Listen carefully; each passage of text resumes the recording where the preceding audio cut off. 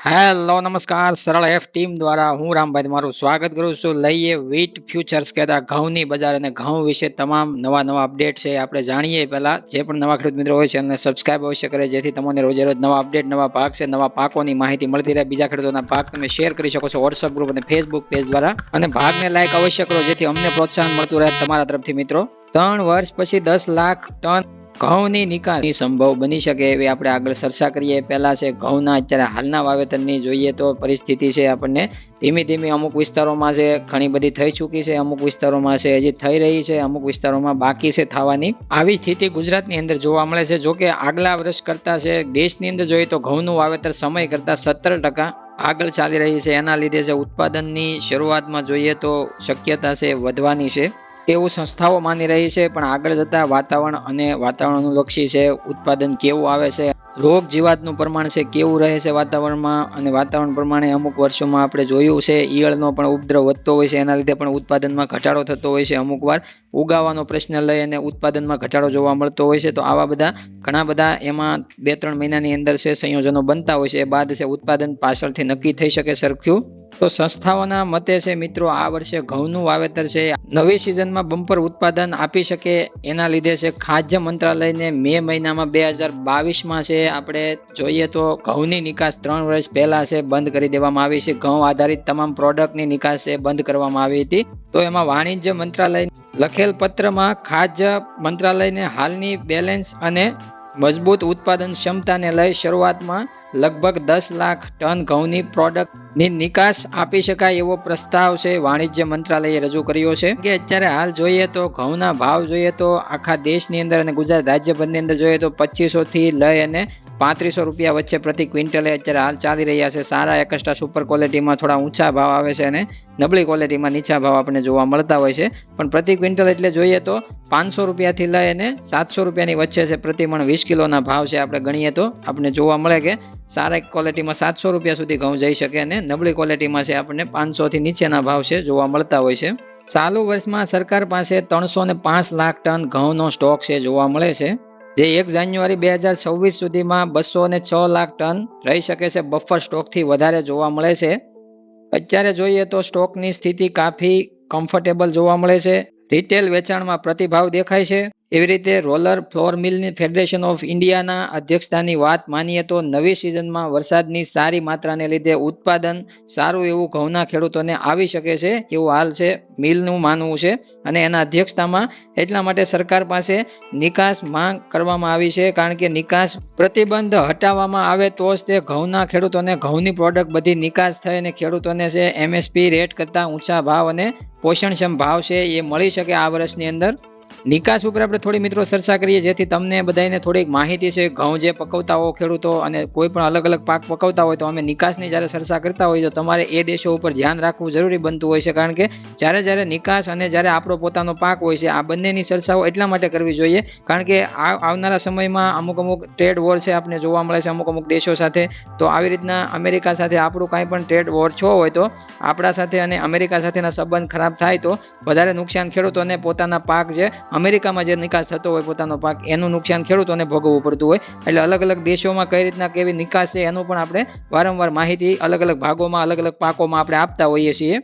3 વર્ષ પહેલા જ્યારે નિકાસ ચાલુ હતી તો નિકાસ માટેના ત્યારે કયા દેશો હતા તો જોઈએ તો આફ્રિકા, ગલ્ફના દેશો કહેતા કે ખાડીના દેશો, દક્ષિણ એશિયા, આ બધા દેશો છે 3 વર્ષ પહેલા છે નિકાસ માટે આપણા દેશમાંથી શું ખરીદી કરતા હતા, એટલે આપણા દેશમાંથી શું નિકાસ ઘઉંના પ્રોડક્ટમાં થતી હતી.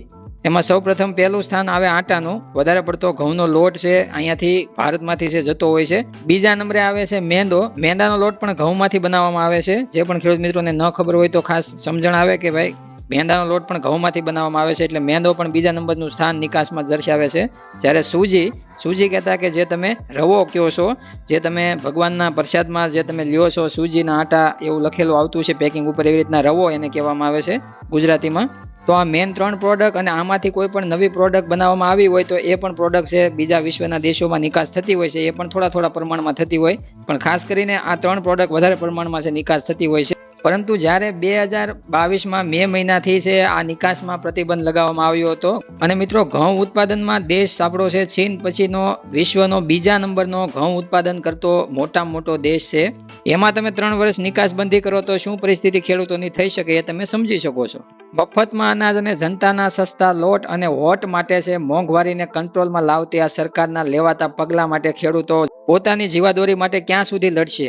એક તો ખેડૂતોને નુકસાન છે તળિયે, અને જોઈએ ઉપર તો જ્યારે મિલો છે એ જે આટા બનાવતી મિલો છે એને નિકાસ કરવા માટે જ્યારે સરકાર છે નિકાસ બંધી કરતી હોય છે ત્યારે એના પણ ભાવ છે વધતા નથી, ખેડૂતોને ભાવ વધતા નથી અને બંનેનું કામ ઠપ થઈ જાય છે. એટલા માટે મિલો દ્વારા પણ છે માંગ કરવામાં આવી છે.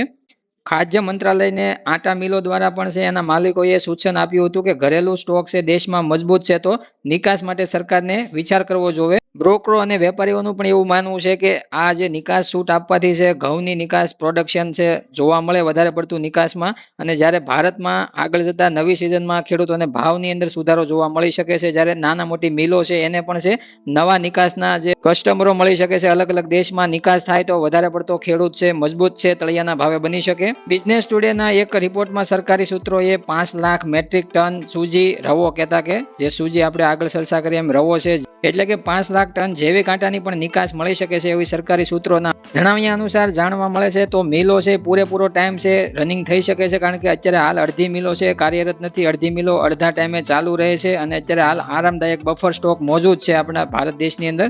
તો અત્યારે હાલ 3 વર્ષ પછી 10 લાખ ટન છે નિકાસ આપવી એ સરકાર માટે પણ ઘઉંની પ્રોડક્ટની જરૂર છે.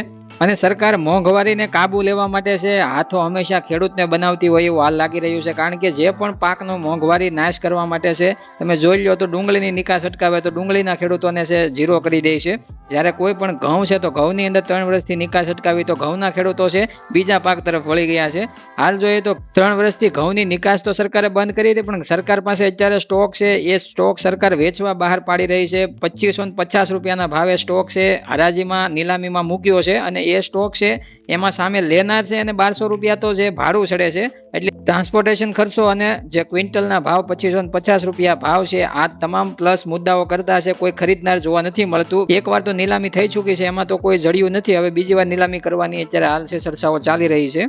તો મિત્રો, આ બધી અત્યાર સુધીની અપડેટ છે ઘઉંની અંદર છે તાજેતરની જોવા મળી હતી એ તમારી સામે રજૂ કરી છે. અને હવે આપણે જે પણ ખેડૂત મિત્રોને ઘઉંનું વાવેતર બાકી છે અથવા તો કરી નાખ્યું છે અથવા તો કરવાનું છે તો એવા ખેડૂત મિત્રોને આ ભાગ જોઈને તમે પોતાના પાકને લઈને જાગૃત થઈ શકો છો. આના ઉપરથી તમે ડિસિઝન લઈ શકો છો કે હવે તમારે ઘઉંની નિકાસ આપે અને નવી સિઝનમાં ઉત્પાદનમાં થોડો ઘણો ઘટાડો જોવા મળ્યો હોય તો ભાવ ઉપર વધારે પડતો સુધારો પણ જોવા મળી શકે છે, કારણ કે 700 થી 800 રૂપિયા 850 રૂપિયા સુધી છે કદાચ એકસ્ટ્રા સુપર ક્વોલિટીમાં ભાવ જોવા મળી શકે છે. તો ખાસ ગુજરાતમાં વાવેતર કેવું છે, ઉત્પાદનમાં કેવું આગળ જતા આપણે જોવા મળે છે એના ઉપર છે આધારિત છે ભાવો રહેતા હોય છે, અને આગળ આપણે એના માટે પણ ભાગ બનાવશું. જ્યારે અત્યારે કોઈ સવાલ તમને હોય તો ખાસ તમે કોમેન્ટ કરી શકો છો, જેથી અમે નવા ભાગની અંદર આવરી લઈશું અને ફરીવાર તમારા જવાબ અને ઘઉંના પાકની નવી અપડેટ લઈને ફરીવાર હાજર થઈશું. અને મગફળી હોય, કપાસ હોય, જીરું હોય, અન્ય કોઈ પણ વગેરે પાકોના ભાગ છે અહીંયા અપડેટ થતા હોય છે તો ભાગ છે ચેનલમાં અંદર તમે જોઈ શકો છો અને ભાગની અંદર તમે માહિતી મેળવી શકો છો. તમામ પાકો થી તમે રહો હંમેશા અપડેટ, એ માટે આપણે ભાગ અહીંયાથી રજૂ કરતા હોઈએ છીએ, નવી માહિતી તમારી સામે રજૂ કરતા હોઈએ છીએ. હવે મળીએ નવા ભાગ સાથે, જ્યાં સુધી તમામ ખેડૂત મિત્રોને જય જવાન, જય કિસાન, જય ભારત, જય ઠાકર.